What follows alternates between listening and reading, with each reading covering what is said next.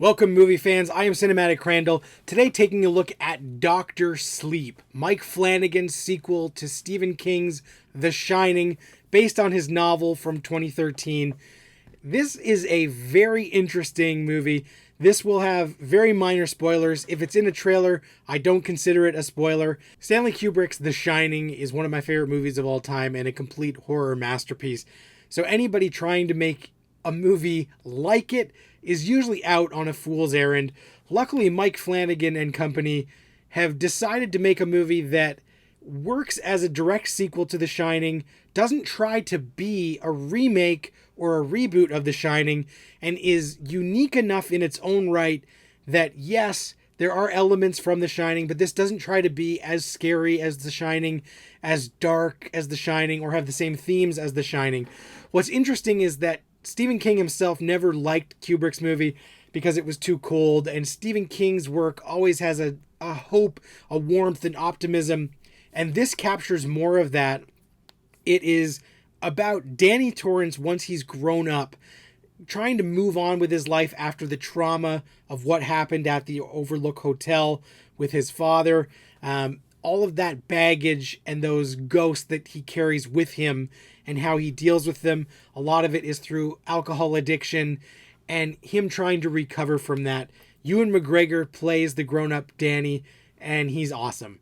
Ewan is always really good. Here he does really subtle and nuanced work, really draws you in, and Flanagan lets a lot of the dialogue scenes play out in tight shots or medium shots with not a lot of cutting, and lets the actors work.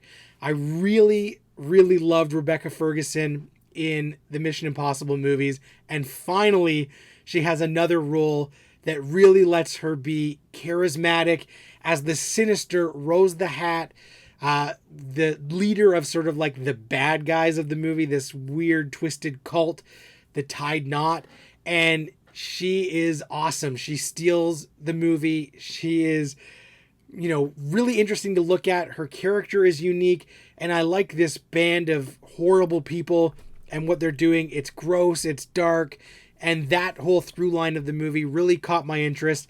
And this movie is 2.5 hours long. It doesn't fly by, but it doesn't feel laborious to sit through. It feels justified. Cliff Curtis plays one of Danny's friends, and that guy is one of the most reliable character actors we have working today.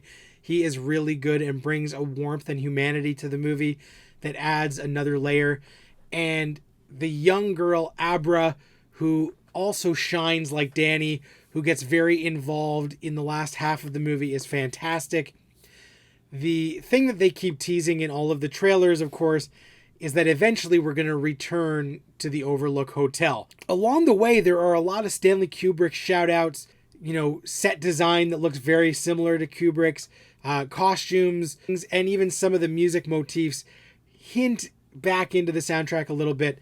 But the whole final act is where it goes full on fan service and nostalgia, and either you are going to go with it or you are going to rail against it. And the end of this movie was very good, different from the book, really interesting. If it is not a masterpiece like The Shining, it still is one of the most engrossing horror thrillers that I've seen this year. I absolutely love Mike Flanagan, Oculus, Hush, and especially The Haunting of Hill House on Netflix absolutely blew me away.